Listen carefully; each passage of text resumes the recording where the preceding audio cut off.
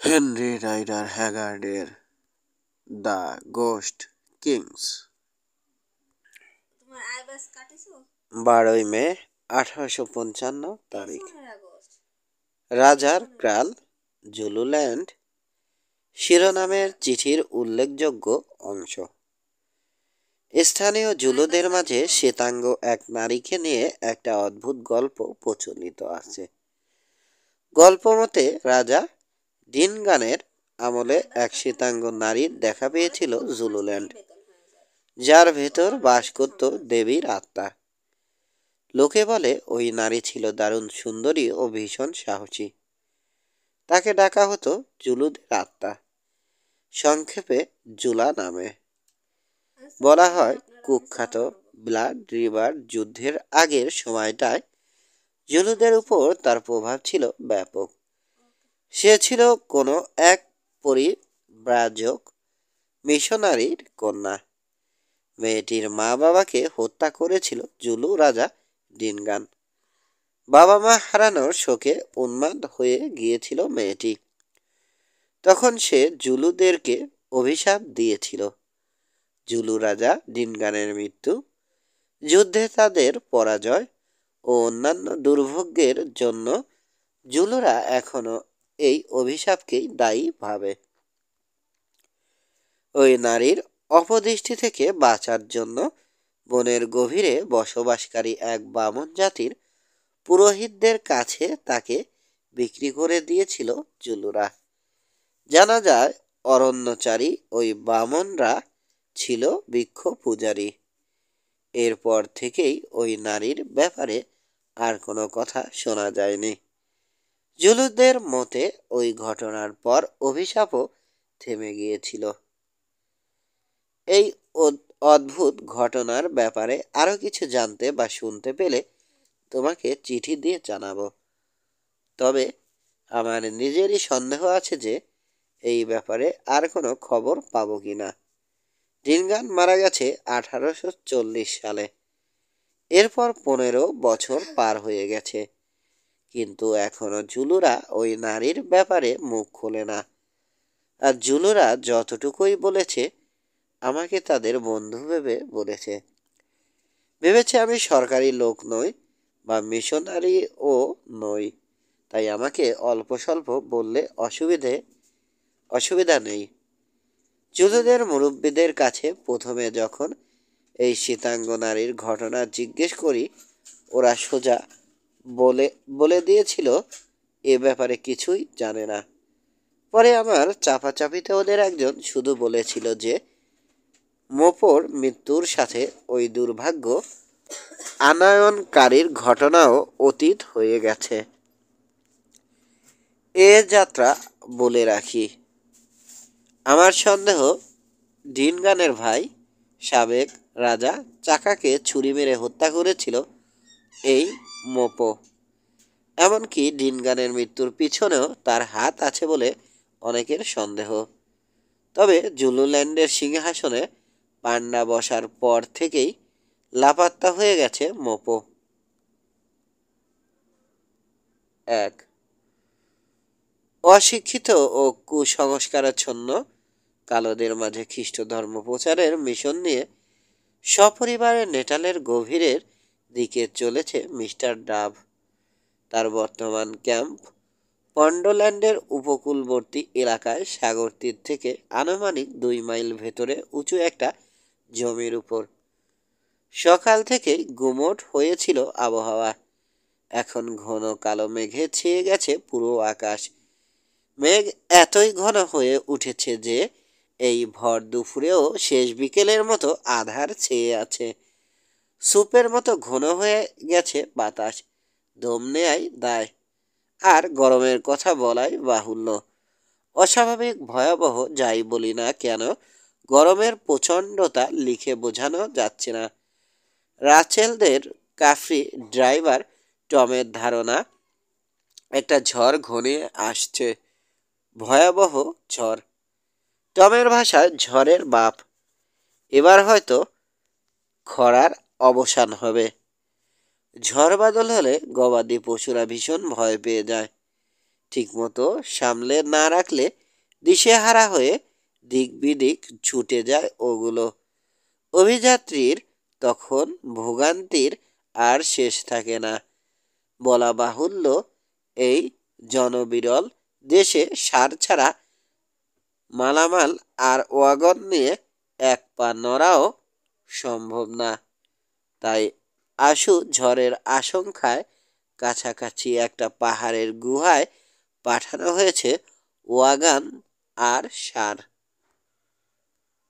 ওগুলো দেখে রাখার দায়িত্ব দেয়া হয়েছে দুজন কাফরিকে। ওদের সাথে টমও গেছে। গত রাতেই মারা গেছে রাসেলের কয়েকদিন বয়সী ছোট্ট ভাইটা। আজ ওর মৃতদেহ দাফন করা হবে।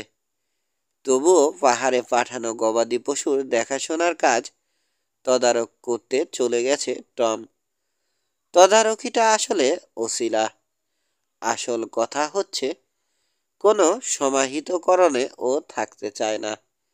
লড়াইয়ে আসেগাইয়ের আঘাতে মৃত্যু হলে সেটা নেটিভদের সহ্য হয়, কিন্তু অন্য কোনোভাবে মৃত্যু তাদের খুবই অপছন্দ। টম এর ব্যতিক্রম নয়।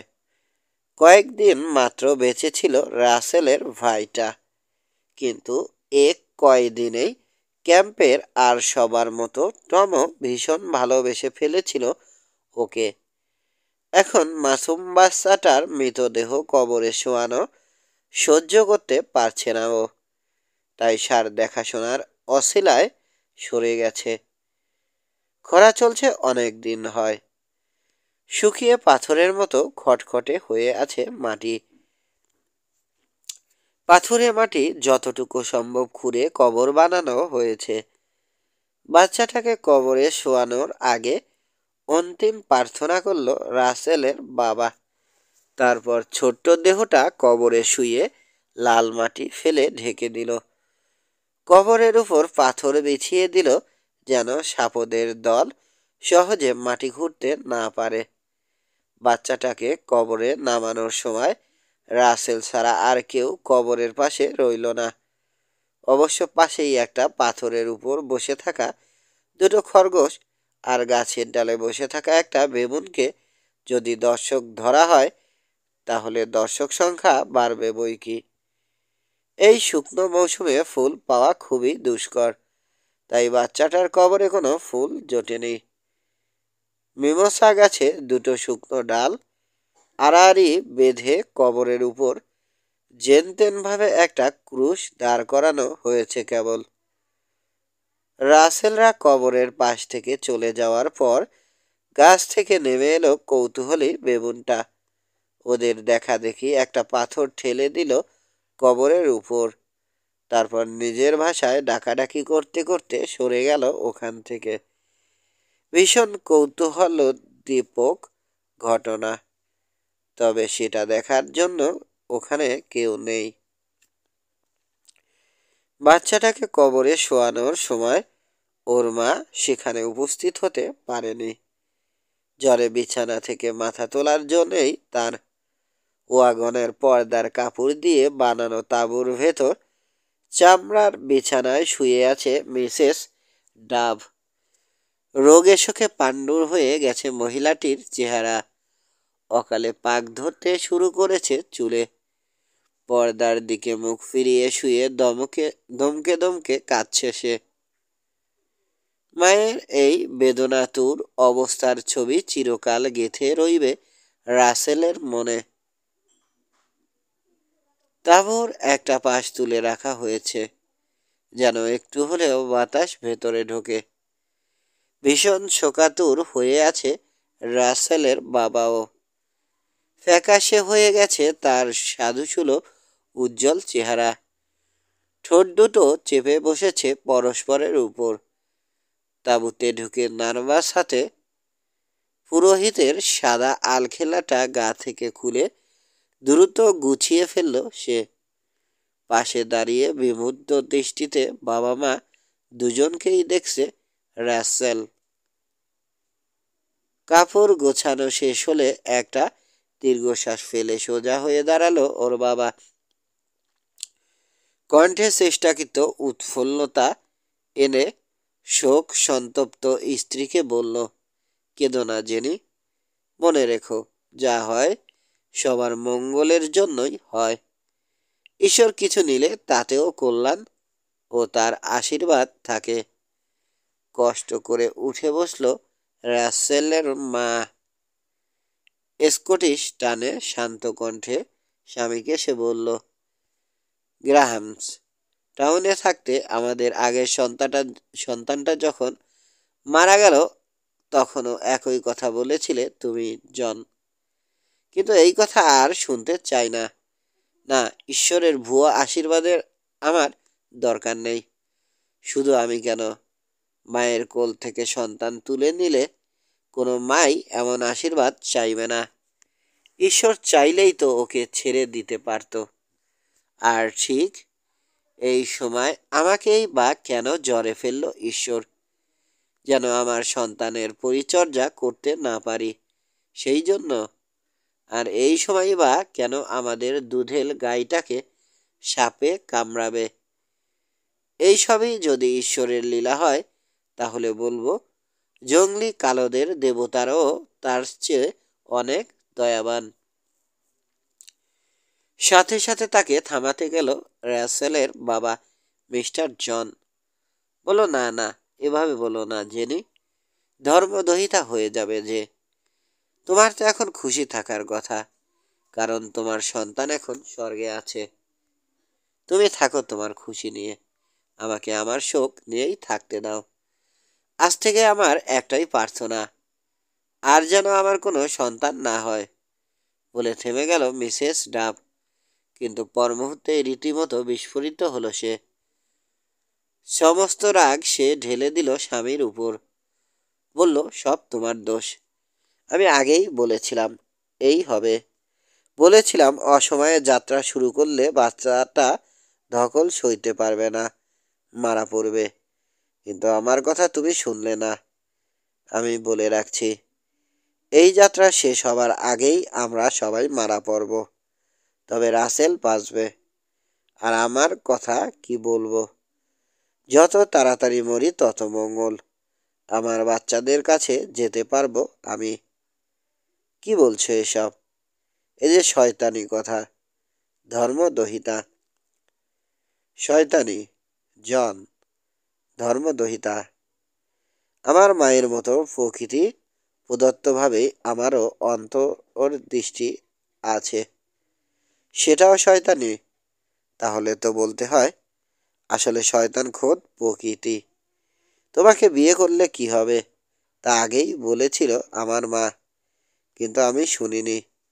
গতবার আমি তোমাকে সাবধান করলাম, কিন্তু তুমিও শুনলে না।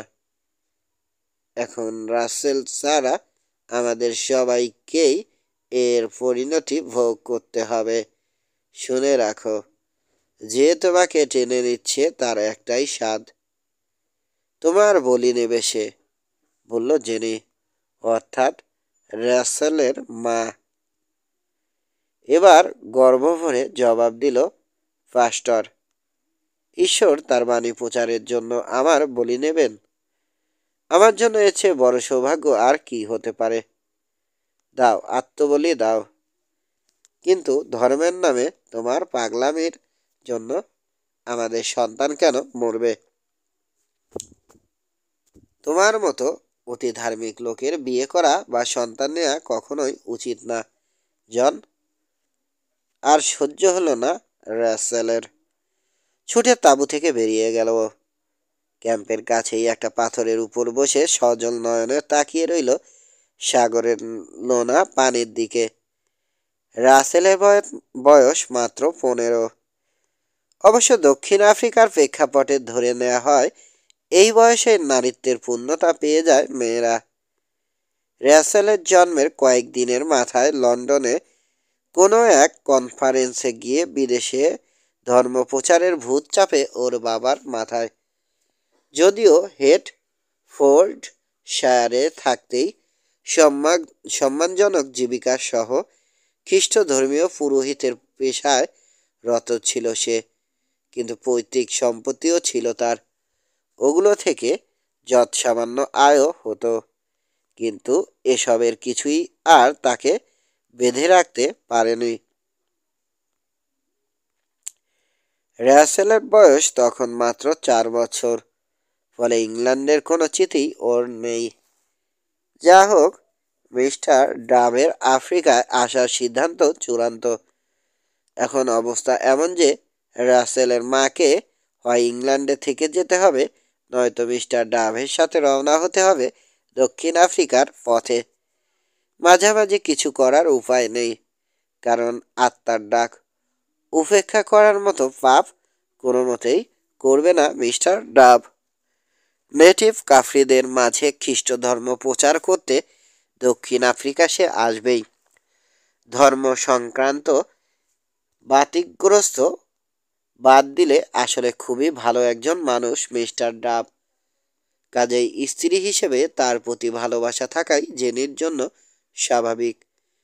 সুতরাং সবার বাধা উপেক্ষা করে স্বামীর সাথে দক্ষিণ আফ্রিকার পথে সেও রওনা হয়। তবে রওনা হবার আগে গম্ভীর কণ্ঠে একদিন হঠাৎ সে বলে, তার মন কু ডাক দিচ্ছে। তার মনে হচ্ছে স্বদেশ বা আত্মীয় স্বজনদের মুখ আর কখনো দেখবে না তারা। আফ্রিকার অসভ্য জঙ্গলিদের হাতেই মৃত্যু হবে তাদের সবার। মিসেস ডাবের ভবিষ্যৎবাণীর ব্যাপারটা বৈজ্ঞানিকভাবে ব্যাখ্যা করা যাক বা না যাক, তার নিজের দীর্ঘ বিশ্বাস যে এটা ঘটবেই। ব্যাপারটা তার মাকে সহ পরিবারের অন্যান্যদেরও জানিয়েছিল সে। তার মনোভাব নিয়ে এক বিন্দু সন্দেহ করেনি ওরা, কারণ মিসেস ডাবের মা সহ তার পরিবারের অনেকেরই এমন ক্ষমতা আছে। অন্তত তাদের বিশ্বাস ষষ্ঠ ইন্দ্রিয় আছে তাদের। কাজেই মিসেস ডাব অর্থাৎ জেনির মনে হওয়াটাকে অত্যন্ত গুরুত্ব দিয়েছে তারা। চেয়েছে এই অনিশ্চিত যাত্রা থেকে মিস্টার ডাবকে ফেরাতে। মজার ব্যাপার হচ্ছে মিস্টার ডাব নিজেও স্ত্রীর কথা অবিশ্বাস করেনি। তবে তার মনোভাব যখন হবে তখন দেখা যাবে।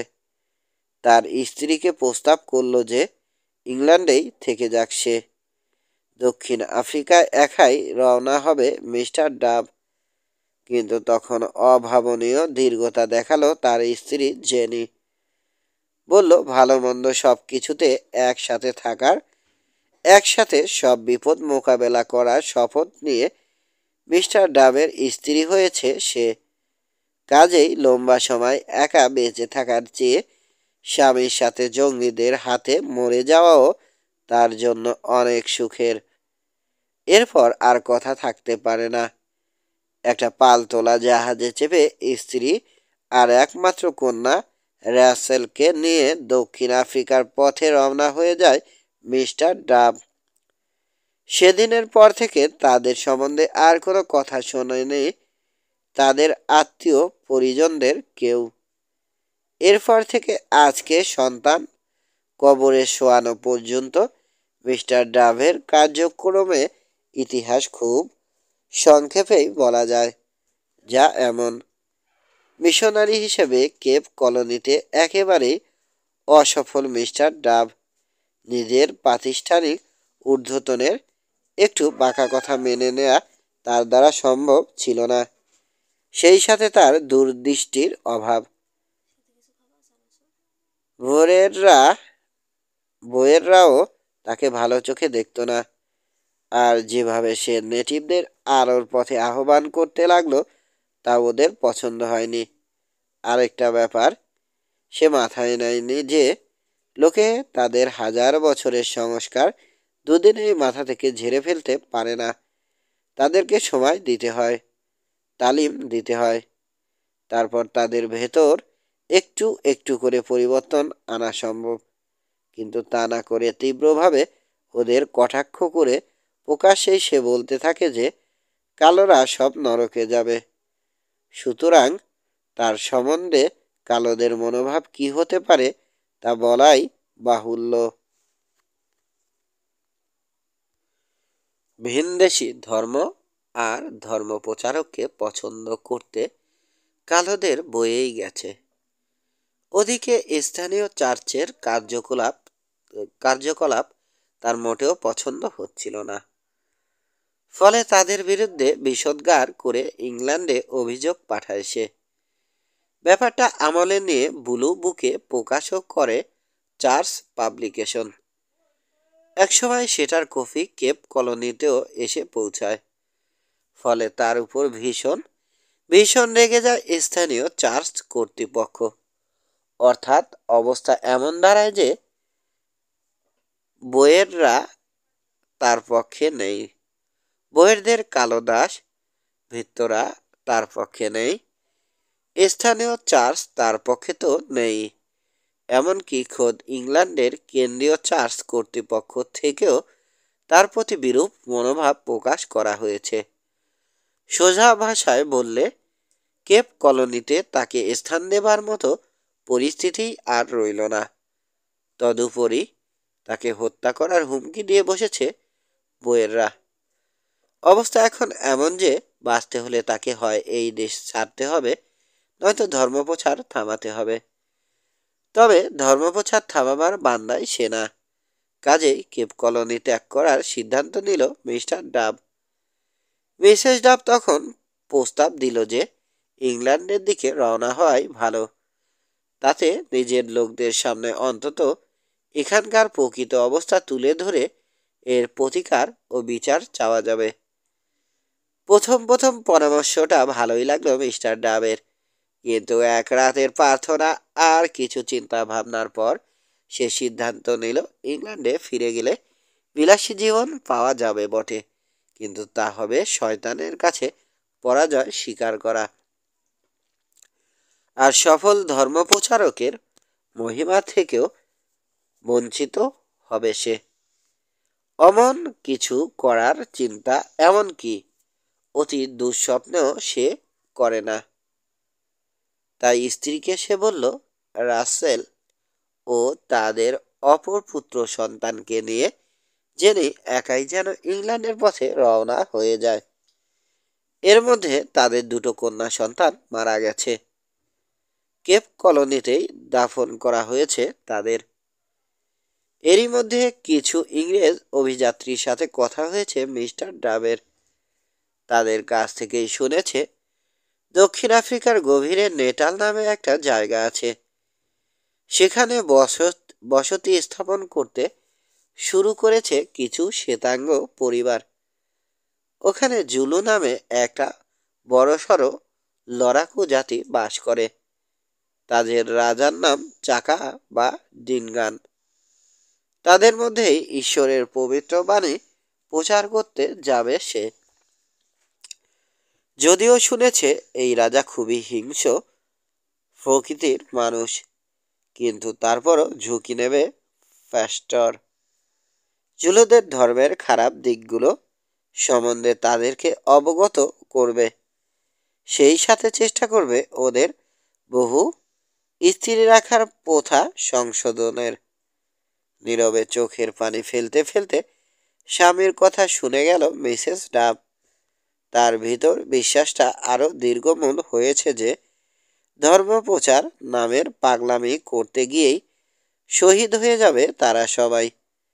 মিসেস ডাব এটাও বিশ্বাস করে যে সহজে ওই নেটিভদের খ্রিস্টান বানানো যাবে না, অন্তত এখনই নয়। আর বহু স্ত্রী রাখার প্রথার ব্যাপারে তার নিজস্ব ধারণা হচ্ছে ব্যাপারটা খুব একটা খারাপ নয়। খারাপই যদি হতো তাহলে খোদ নবী ডেভিড, নবী সোলোমন, এমনকি নবী আব্রাহাম, পড়ুন দাউদ আলাহিসাল্লাম, সুলাইমান আলাহিসাল্লাম ও ইব্রাহিম আলাহিসাল্লাম, এদেরকে একাধিক স্ত্রী রাখার অনুমতি কখনোই দিতেন না ঈশ্বর। সর্বোপরি তার স্থির বিশ্বাস জুলুল্যান্ডের দিকে ওগুলো এক রাসেল ছাড়া বাকি সবাই জঙ্গলিদের হাতে বা অন্য কোনোভাবে মারা পড়বেই। কিন্তু তারপরও স্বামীকে ছেড়ে ইংল্যান্ডে ফিরে যেতে অনিচ্ছুক সে। আর রাসেলের ভবিষ্যৎ নিয়ে তার বিশ্বাস, এমনকি জঙ্গলিদের মাঝেও ভালোই থাকবে সে। এটাই রাসেলের নিয়তি। কাজেই স্বামীর সাথে অজানা পথে রওনা হলো মিসেস ডাব। এগুলোই ভাবছে রাসেল। বাবা মায়ের পুরো গল্পটা ও জানে না, তবে বেশিরভাগই যেহেতু ওর চোখের সামনে ঘটেছে আর অনেকখানি মায়ের মুখে শুনেছে, সেহেতু বাকিটা অনুমান করে নেওয়াও খুব কঠিন কিছু না। এসব নিয়ে অবশ্য রাসেলের খুব একটা মাথা ব্যথাও নেই। বাবা সম্বন্ধে ওর ধারণা খুব মহৎ একটা কাজের প্রতি নিবেদিত প্রাণ সে। কিন্তু ভেতরে ভেতরে মায়ের চিন্তার ধারণাকেই সমর্থন করে ও। মায়ের সৌন্দর্য ইতিমধ্যেই ফুটতে শুরু করেছে রাসেলের ভিতর। মায়ের মতোই বিশ্বস্ত মেয়ে সে। সেই সাথে যোগ হয়েছে বাবার চমৎকার গঠনের প্রভাব। মানসিকভাবে ও খুবই দীর্ঘ। আর সবচেয়ে অদ্ভুত ব্যাপার হচ্ছে ওর ভেতর খুব স্পষ্টভাবে কাজ করে ষষ্ঠ ইন্দ্রিয়। সন্দেহ কি মায়ের এই গুণটাও পেয়ে গেছে ও। এই মুহূর্তে রাসেলের মন ভীষণ খারাপ না। গরম বা যাত্রার শ্রম ওকে কাবু করতে পারেনি। এসবে অভ্যস্ত। মন খারাপ ওর ভাইয়ের জন্য। ছোট ভাইটাকে খুব ভালোবেসেছিল ও। ওর মারা যাবার ইঙ্গিত রাসেল আগেই পেয়েছে, কিন্তু ও ভেবেছে ঘটনাটা আরও পরে ঘটবে। কিন্তু তার হলো কই। মাকে ও রাসেল খুব ভালোবাসে। নিজের জন্য ওর যতটা না কষ্ট, মায়ের কষ্ট দেখে ওর ভেতরটা গুমড়ে ওঠে আরও অনেক বেশি। আর বিশেষত এখন মাকে অসুস্থ দেখে খারাপ লাগাটা আরও বেশি কাজ করে। মায়ের মতো ও মনে করে আলেয়ার পিছে ছুটছে ওর বাবা। নেটিভদের ভাষায় তারার পেছনে ছুটছে। কখন যে তাকে পৃথিবীর প্রান্তে নিয়ে যাবে সেই তারাটা, তা সে টেরও পাবে না। পেছনে ফেলে আসা গ্রাহামস টাউনও মিস করে রাসেল। কারণ আর সব কিছু বাদ দিলেও ওখানে অন্তত কিছু বন্ধু ছিল ওর। বইয়েরদের স্থানীয় ভাষায় ওদের মতো করে রাসেল কথা বলতে পারত না, কিন্তু ছিল তো তারা ওরই মতো শ্বেতাঙ্গ। এখন অবশ্য সবই অতীত। বাবা পাশে থেকেও নেই। সারাক্ষণ স্বর্গের চিন্তায় ব্যস্ত সে। আর মা ব্যস্ত অতীত চিতি রোমন্থনে রোমন্থনে এদিকে একা ঘুমড়ে মরছে রাচেল। ভীষণ একা হয়ে গেছে ও। চোখ দুটো জলে ভরে আছে। ডুবন্ত সূর্যের দিকে তাকিয়ে হাতের পিঠ দিয়ে চোখ থেকে অশ্রু মুছে ফেলল। তখনই চোখে পড়ল পায়ের সামনে একটা কাঠি নিয়ে লড়াই করছে দুটো ফ্রেরিং মেন্টিস। দক্ষিণ আফ্রিকার পতঙ্গ, এক জাতের ঘাসফড়িং। হটেনটটরা এগুলোকে দেবতা জ্ঞানে পুজো করে। রেসেলের চোখ থেকে এক ফোঁটা অশ্রু ঝরে পড়ল লড়াইরত এক ঘাসফড়িংয়ের উপর। সম্ভবত ওটা ভাবল বৃষ্টি শুরু হয়েছে, তাই ছুটে পালালো এই ফড়িংটা। আর দিগ্গজয়ীর মতো মাথা তুলে দাঁড়িয়ে রইল অপর ফড়িংটা। ঠিক তখনই পেছনে কারো পায়ের শব্দ শুনে ফিরে তাকালো রাসেল। বাবা আসছে। চোখ মুছে ফেলল ও। মিস্টার ডাব এসে রাসেলকে জিজ্ঞেস করলো, কাঁদছো কেন রাচেল? ভাইয়ের জন্য? ওকে তো স্বর্গে তুলে নেওয়া হয়েছে। ওর জন্য চোখের পানি ফেলা ফেলা ঠিক নয়। জবাবে রাসেল বলল, লেজারে লেজারাসের জন্য অশ্রুপাত করেছিলেন স্বয়ং যিশু। সে এমনকি যিশুর ভাইও ছিল না। যাক ওসব। আমি কাঁদছিলাম না বাবা, দুটো হটেনটট দেবতার লড়াই দেখছিলাম। র্যাসেলের প্রথম কথার কোনো জবাব দিতে পারল না মিস্টার ডাব, তবে দ্বিতীয়টা ধরে বসল। বলল, খারাপ কাজ। শুনেছি বউয়েরদের বাচ্চা ছেলেরা তো বটেই, এমনকি বড়রাও এমন দুটো পতঙ্গের লড়াই বাধায়, তারপর ওগুলোর হারা জেতা নিয়ে বাজি ধরে। মাথা ঘুরিয়ে ভাইয়ের কবরটার দিকে তাকিয়ে রইল র্যাসেল। বলল, আমি নই বাবা, খারাপ হচ্ছে প্রকৃতি। কথাটার কোনো উত্তর দিতে পারছে না ওর বাবা। দ্বিধাগ্রস্ত হয়ে গেছে সে। প্রসঙ্গ ঘুরিয়ে রাসেল জিজ্ঞেস করল, মায়ের অবস্থা এখন কেমন বাবা? ভালোর দিকে? না, সচেতনতা হারিয়ে ফেলেছে সে। বাস্তব আর কল্পনার পার্থক্য করতে পারছে না। বাবার দিকে ফিরল রাসেল। বলল, মাকে ফিরিয়ে নিয়ে চলছ না কেন বাবা? আত্মীয় বান্ধনহীন বন্য পরিবেশে এই অসুস্থ অবস্থায় তাকে টেনে নেওয়াটা ঠিক হচ্ছে না। ভীষণ রেগে গেল মিস্টার ডাব। আত্মার ডাক সে শুনবেই।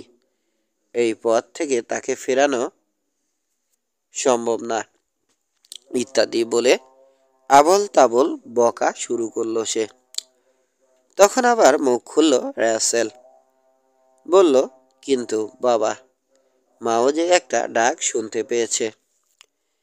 তৃতীয়বারের মতো কথা হারালো মিস্টার ডাব।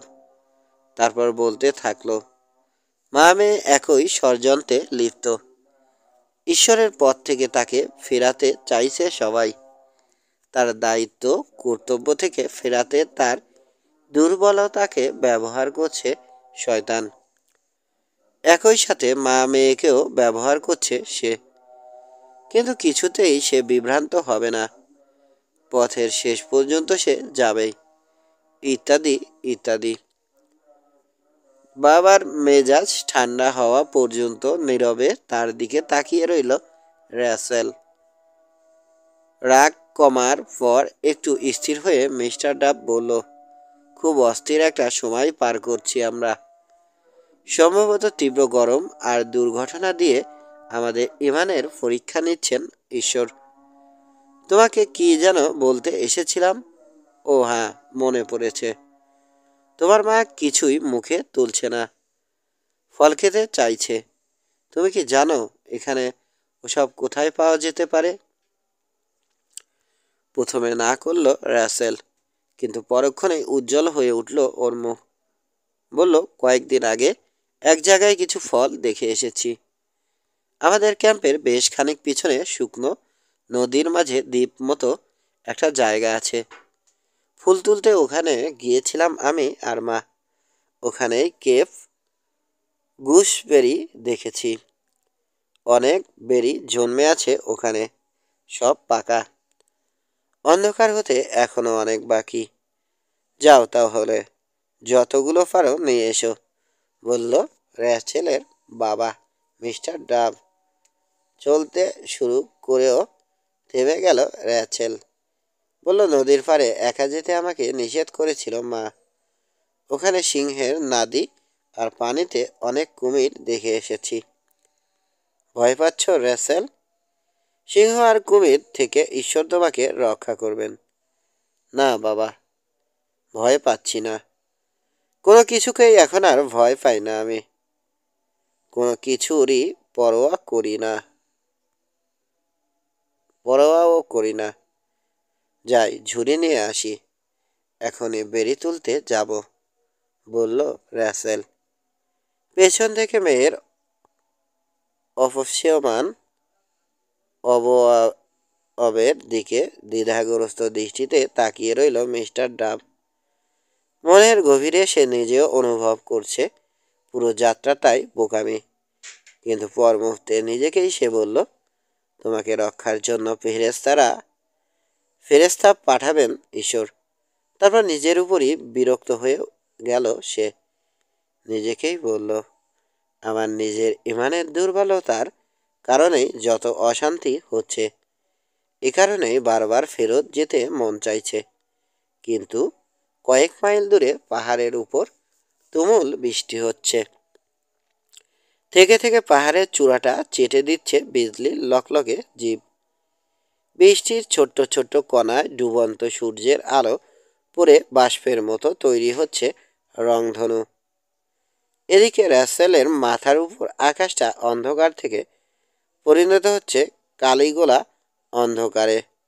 প্রতি মিনিটেই মাটির আরো কাছে নেমে আসছে মেঘ। সাথে আনা ঝুড়িটায় বেরি ভরছে রাসেল। হঠাৎ দুরাগত একটা গোঙানি কানে এলো ওর। সাথে এলো উষ্ণ বাতাসের একটা ঝাপটা। এরপরই এলো হিমশীতল বাতাসের দমক। বাড়তেই থাকলো বাতাসের শক্তি। গাছ তো গাছ, বাতাসের তোরে ঘাসের ডগাও নুয়ে পড়ছে। রাসেল এখনো বেরি তুলে চলেছে, কারণ ওর ঝুড়ির অর্ধেকও এখনো ভরেনি। আড়মোড়া ভাঙতে শুরু করেছে আকাশ।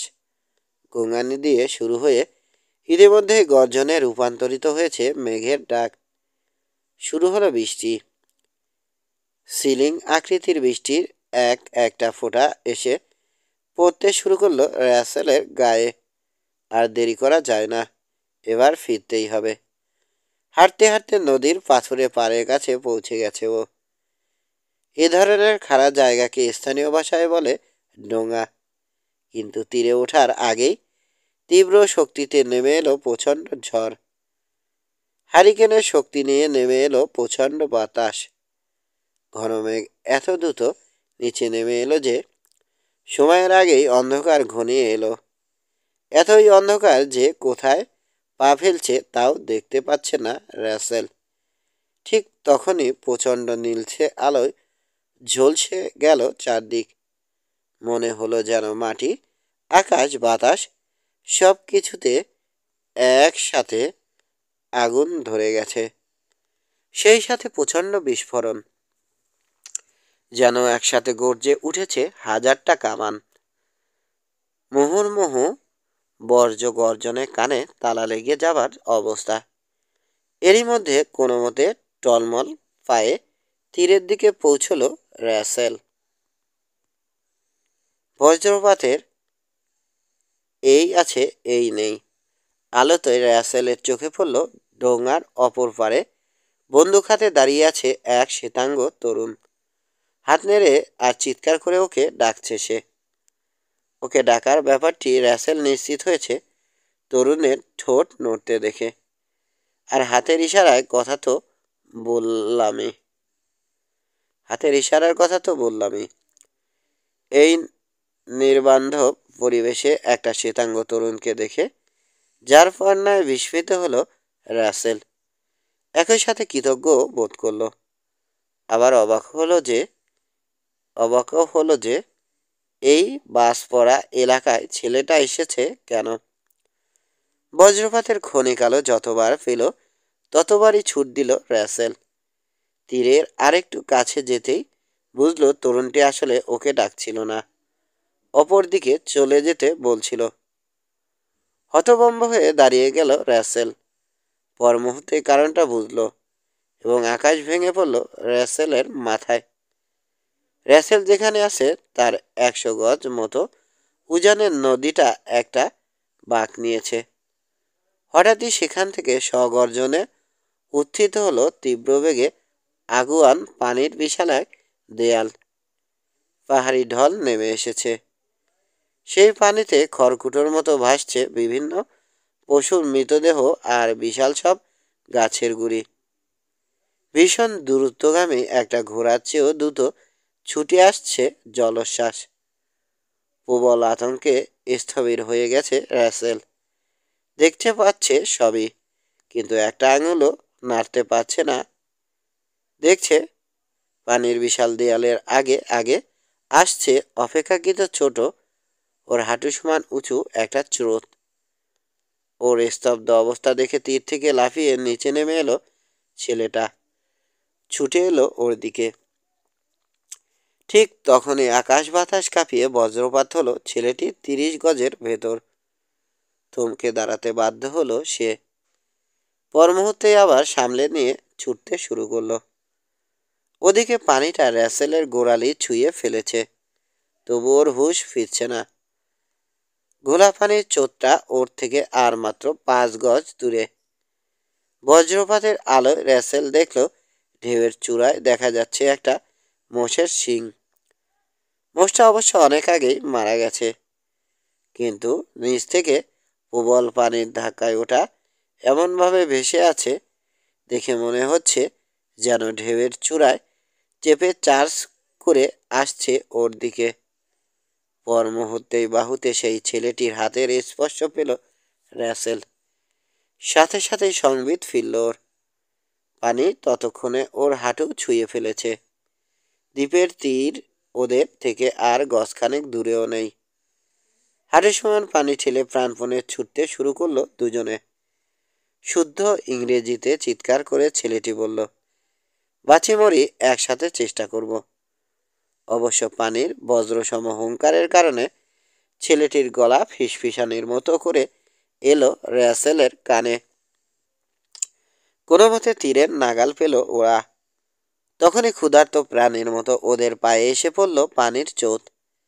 র্যাসেল উঠে পড়লেও ছেলেটি তখনও পুরোপুরি তীরে ওঠেনি। ভাসমান গুড়ির একটা ডাল প্রচণ্ড আঘাত করলো ছেলেটির কাঁধে। কাপড় ছিঁড়ে রক্ত বেরিয়ে পড়ল। পড়েই যাচ্ছিল সে। এবার র্যাসেল ওকে ধরে ফেলল। ওর সহায়তায় তীরে নিরাপদ মাটির উপর উঠল ছেলেটি।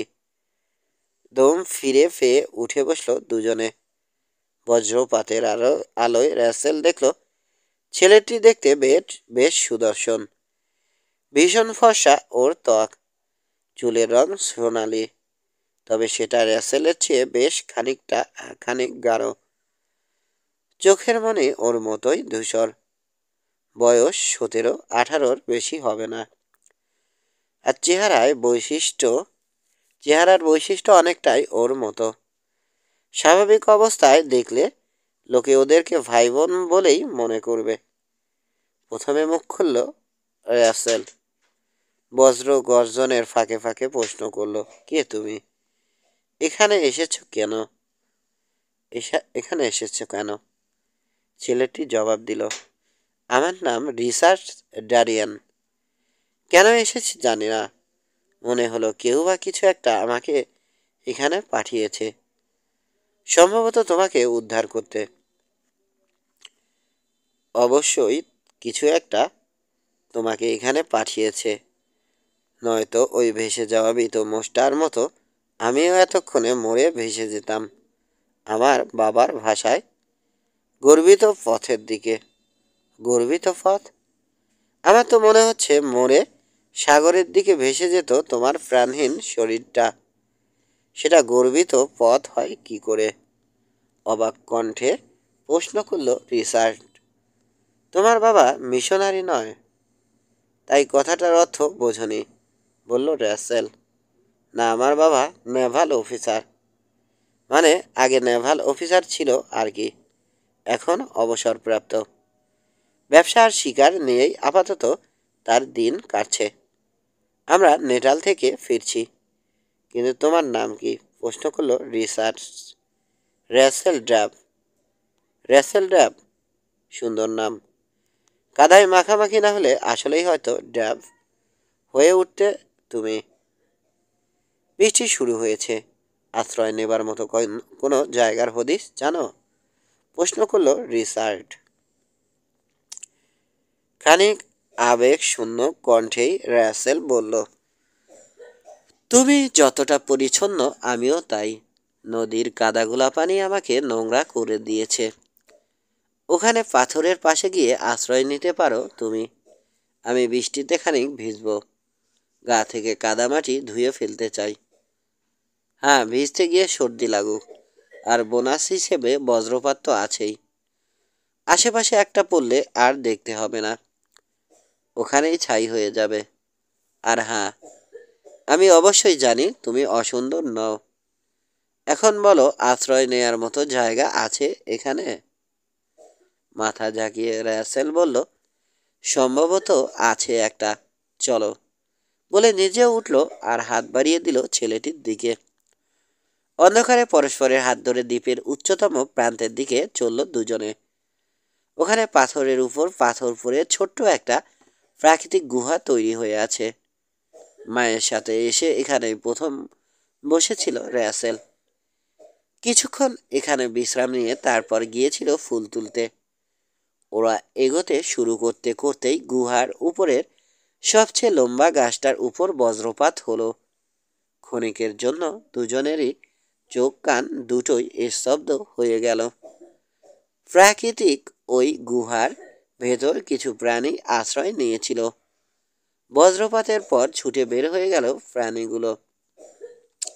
রিচার্ড বলল, জায়গাটা তো খুব একটা নিরাপদ মনে হচ্ছে না।